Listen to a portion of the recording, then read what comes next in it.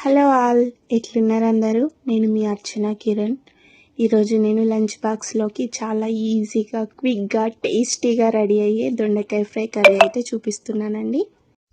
Morning లేవగానే ఇంట్లో పనులతో హడావిడిగా లంచ్ బాక్స్లోకి ఏదో ఒకటి ప్రిపేర్ చేసేసుకుంటుంటాం. అలా కాకుండా ఇలా టేస్టీగా ట్రై చేయండి. చాలా అంటే చాలా బాగుంటుంది. మధ్యాహ్నం లంచ్ తినే టైంలో చాలా స్పెషల్గా ఫీల్ అవుతారు. ఇంకెందుకు లేట్, వీడియోలోకి వెళ్ళిపోదామా? అంతకంటే ముందు మన అర్చన కిరణ్ ఛానల్ని సబ్స్క్రైబ్ చేసుకోండి. మా ఇంటి వెనుక ఖాళీ ప్లేస్ అయితే ఉంది. అక్కడ నేను దొండ తీగ నాటుకున్నాను. దానికి చిన్న పందిరి వేస్తే చాలు మనకి ఇలా మంచి కాత అయితే ఉంటుంది. చూడండి, ఇలా ఒక్కటే తీగకి ఎన్ని కాయలు లైన్గా కాసినాయో. కొంచెం ప్లేస్ ఉన్నా చాలు అక్కడ ఒక దొండ తీగను నాటుకొని చిన్న పందిరిలాగా సెట్ చేసేసుకోండి. చాలా బాగా వస్తాయి కాయలు. ఇప్పుడు మనకి సమ్మర్ సీజన్లో కాయలు మంచిగా పడతాయండి. వింటర్ టైంలో తీగ అంతా కట్ చేసి బ్రూమింగ్ చేసుకుంటే మనకు సీజన్ టైంకి ఇలా ఫ్రెష్గా కాయలు అయితే వస్తాయండి. నాకు 1/2 kg వరకు కాయలు వెళ్ళినాయి. చూడండి దొండకాయలు ఎంత ఫ్రెష్గా ఉన్నాయో. ఇంటి ముందు కానీ పెరట్లో కానీ కొంచెం ప్లేస్ ఉంటే ఇలా చిన్న చిన్న కూరగాయలను పండించుకునే ప్రయత్నం అయితే చేయండి. ఎలాంటి మందులు లేకుండా ఇలా ఆర్గానిక్గా పండించుకొని తింటే మనకు కొంచెం హెల్త్ పరంగా ఎలాంటి ఇష్యూస్ రాకుండా ఉంటాయి కదా. ఈ దొండ తీగ ఒక్కసారి పెడితే లైఫ్ టైం కాయలు ఇస్తూనే ఉంటుందండి. ఇక్కడ నేనైతే దొండకాయలను మంచిగా శుభ్రంగా కడిగి పొడవుగా కట్ చేసుకుంటున్నాను. మీరు కావాలంటే రౌండ్గా కూడా కట్ చేసేసుకోవచ్చు. ఇలా అయితే తొందరగా వేగిపోతుంది. దొండకాయల్లో ఫైబర్ కంటెంట్ ఎక్కువ, క్యాలరీస్ తక్కువగా ఉండడం వల్ల బ్లడ్లో షుగర్ లెవెల్స్ని స్టాండర్డ్గా ఉంచుతుంది. వెయిట్ లాస్కి కూడా హెల్ప్ చేస్తుంది. ఇలా అన్నీ కట్ చేసేసుకొని పెట్టుకోవాలి. ఆనియన్స్, పచ్చిమిర్చి, కరివేపాకు కూడా. ముందుగా స్టవ్ మీద ప్యాన్ పెట్టుకొని 1 టేబుల్ స్పూన్ పల్లీలను అయితే దూరగా వేయించుకోవాలండి.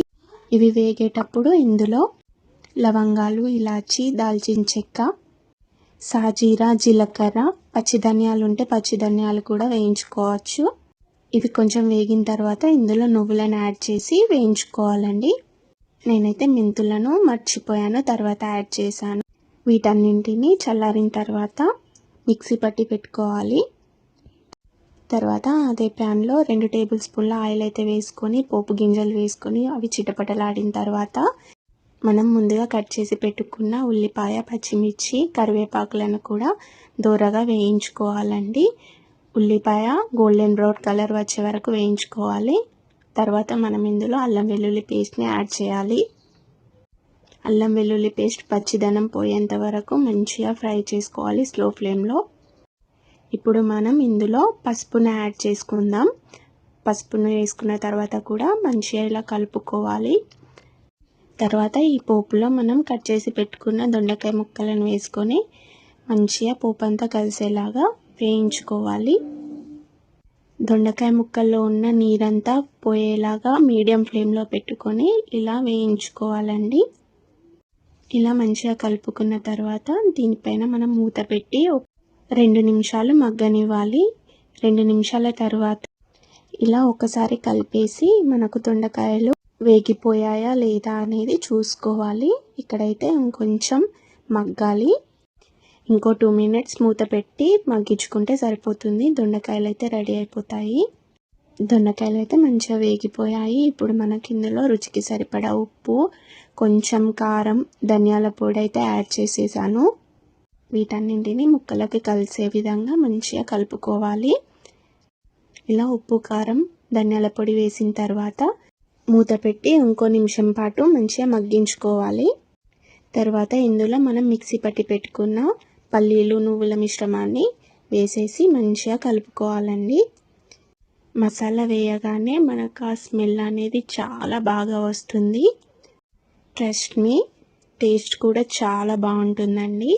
ఇలా మంచిగా కలుపుకున్న తర్వాత మూత పెట్టి 1 నిమిషం తర్వాత తీస్తే అంతే, ఎంతో టేస్టీగా ఉండే దొండకాయ ఫ్రై కర్రీ అయితే రెడీ అయిపోయింది. ఇలా మార్నింగ్ హడావిడిని బ్యాలెన్స్ చేస్తూ టేస్టీ రెసిపీని అయితే నేను ఇలా ప్రిపేర్ చేసేసుకున్నాను. తప్పకుండా మీరు కూడా ట్రై చేయండి. లాస్ట్లో కొత్తిమీర వేసేసుకొని కలుపుకొని దింపేసుకుంటే సరి, దొండకాయ ఫ్రై కర్రీ రెడీ అయిపోయింది. మనకు దొండకాయల్లో ఫైబర్ ఎక్కువగా ఉండడం వల్ల ఎక్కువసేపు కడుపు నిండుగా ఉన్నట్లుండి ఎనర్జీని ఇస్తుంది.